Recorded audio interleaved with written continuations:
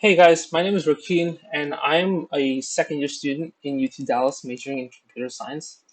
And somewhere during my experience by majoring in this in computer science, I actually asked myself, because of numerous circumstances, whether I should major in whatever it was that I was majoring in, and I questioned whether my career choice was right for me and stuff like that. And I realized that sometimes it's not necessarily because you ended up picking the wrong career path. Sometimes it is more because you have certain thought processes or certain habits that needs to be changed, and if you tweak them a little bit, it could turn out to be a simple solution and not necessarily a hard, more sophisticated solution like entirely changing your career paths. So today I'm going to talk about that. So I was actually researching some master's programs in computer science and deciding what should be my concentration in CS. I was going through Quora answers and suddenly I stumbled across this answer, um, where some guy asked, "Should I quit the computer science degree?" And I read his answer and he put the details here. And that actually got me to make this video so that I can help other people who might be feeling the same way and show them why they might be wrong. Obviously, if you think that you're absolutely right, if you at the end of this video you still feel that you don't have passion for your major at all, like you don't like the material that you study at all, you can always seek help and find out if you should change your career path. But this is mainly to make you second think so that you don't end up making a wrong decision by changing your career path just because you have some other problems which has nothing to do with your major, which is what I'm going to talk about. So when I was in my first year, I actually liked what I was studying, and I used to get good grades, enjoy my assignments, projects that I was assigned by the professors, and so on. But as my second year approached, I realized that I was procrastinating a lot more than I should during my time doing those homework problems or assignments that I was assigned with. And at the same time, my peers weren't doing that. I was the only one who was procrastinating. And that during that time, that actually ended up me asking myself the same question. Like, wait a minute, why would I procrastinate on something if I actually like it, right? You don't procrastinate on gaming or watching a YouTube video which is of interest to you, but you do procrastinate on your homework problems. So what does that mean? Does that mean that I don't like studying computer science anymore? Does that mean that my career path is wrong? And I was asking myself these questions, right? But what turned out is that my passion was still there, but it's just that certain habits, certain thoughts was preventing that passion from flowing, making me think that I don't have passion in the first place, which got me to ask myself similar questions.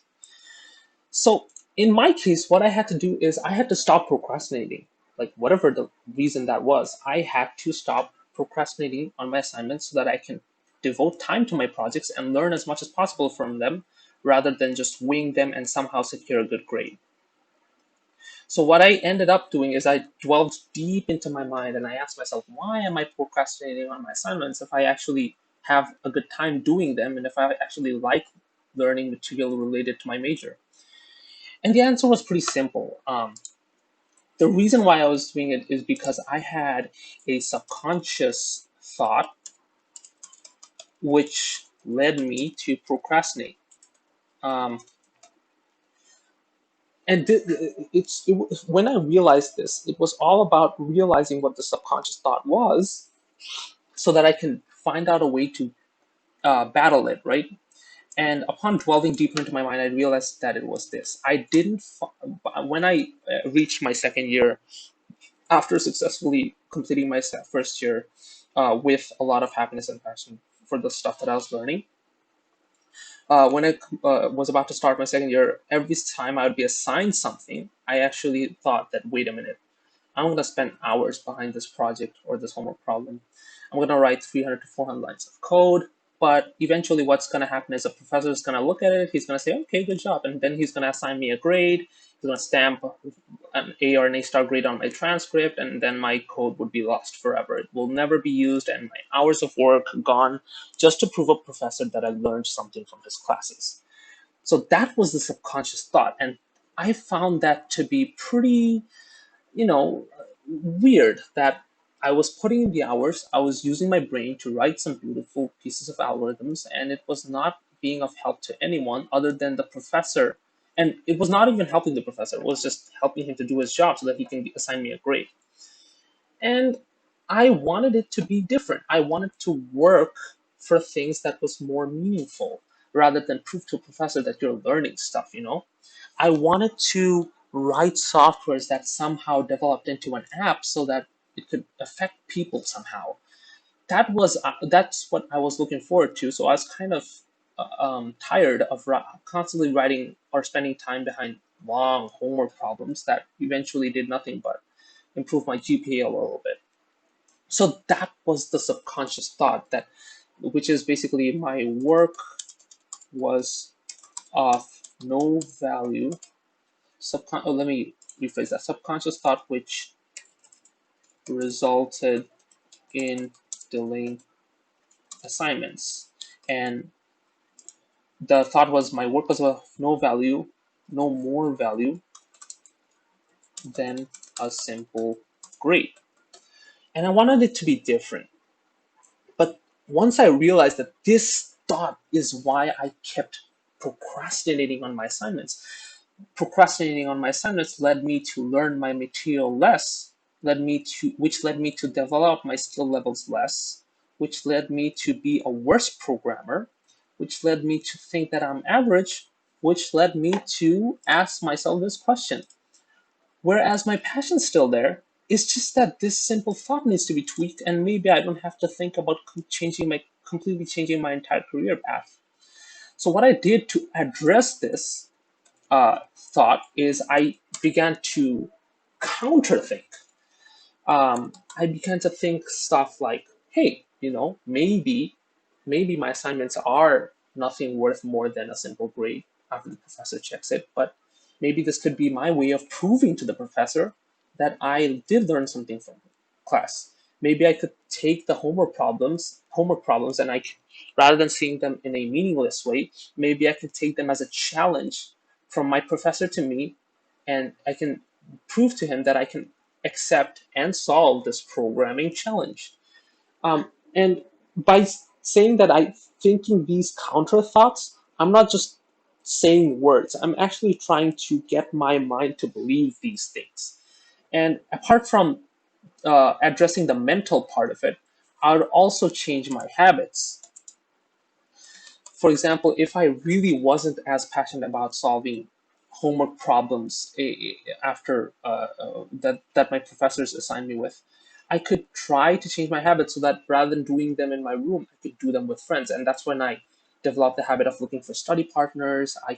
So that I could work together with other people, and I don't feel alone, so that I don't have these subconscious thoughts to begin with, right?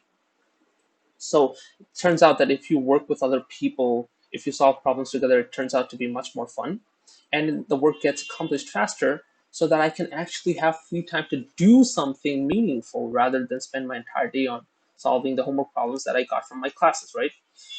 Um, so, yeah. So basically, after doing these things, it helped a lot. Like, I didn't feel like I needed to change my major completely anymore.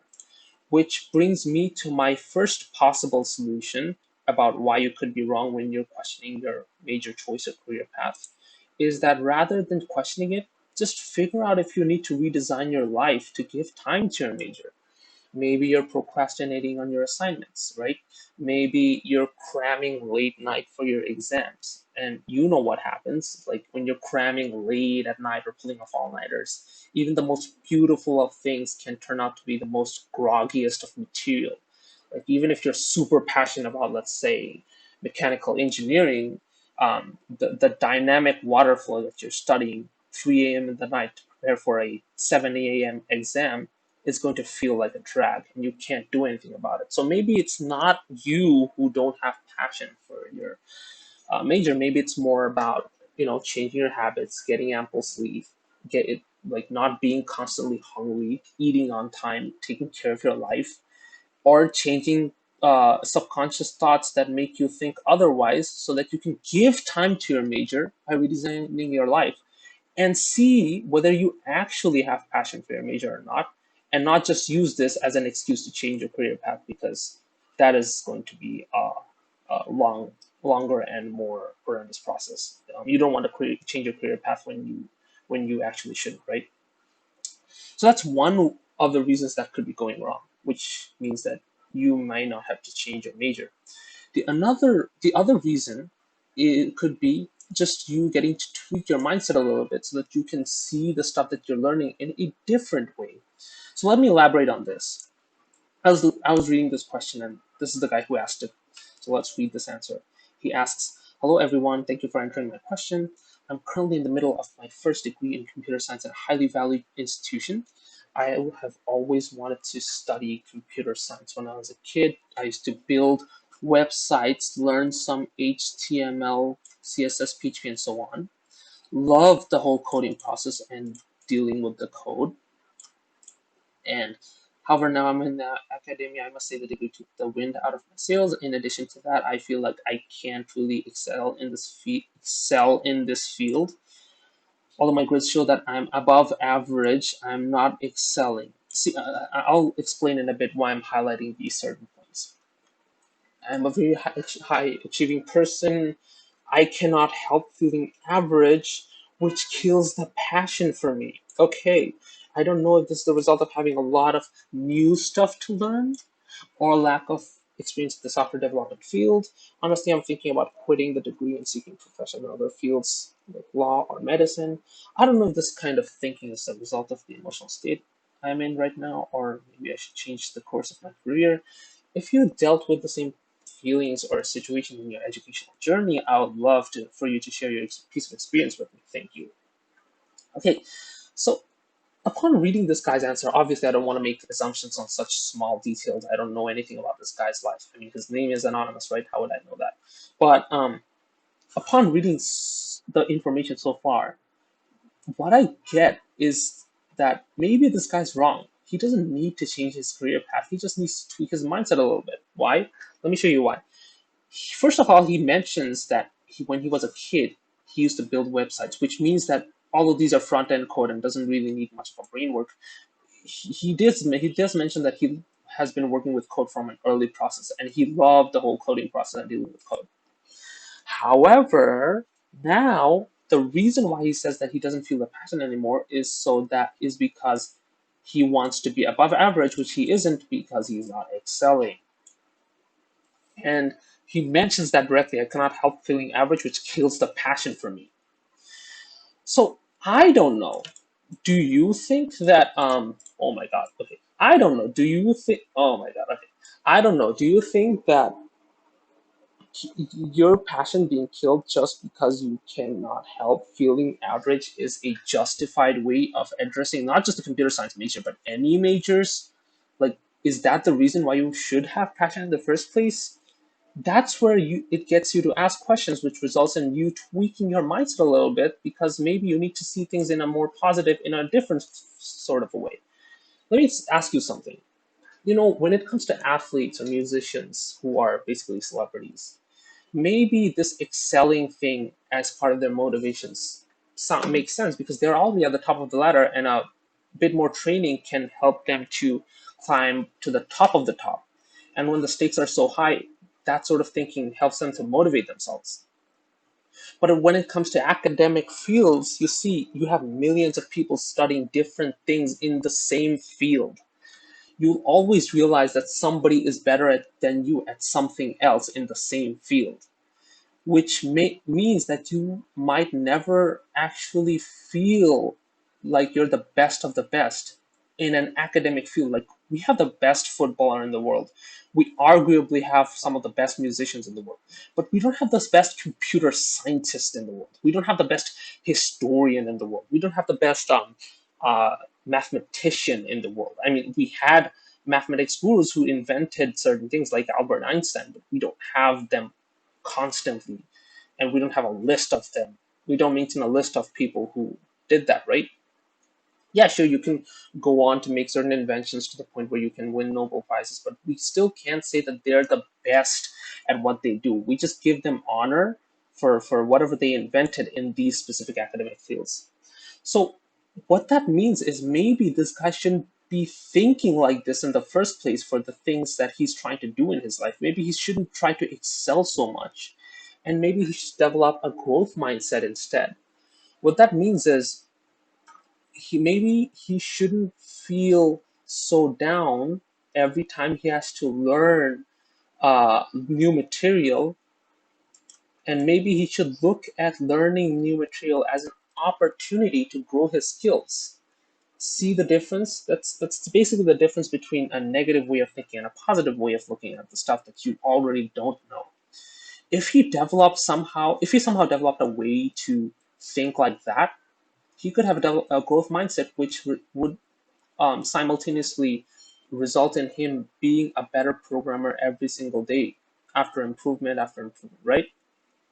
But because he's always constantly looking to excel, he's not really allowing uh, the feeling of he cannot help the feeling of being average, which actually kills his passion. So in his case, all he needs to do is tweak his mindset a little bit. He needs to reprioritize. Is his priority to be the best computer scientist in the world, or is it just to grow his skills every single day so that he can, be he can be really good at what he does, and be happy with the fact that his grades show that he is above average indeed.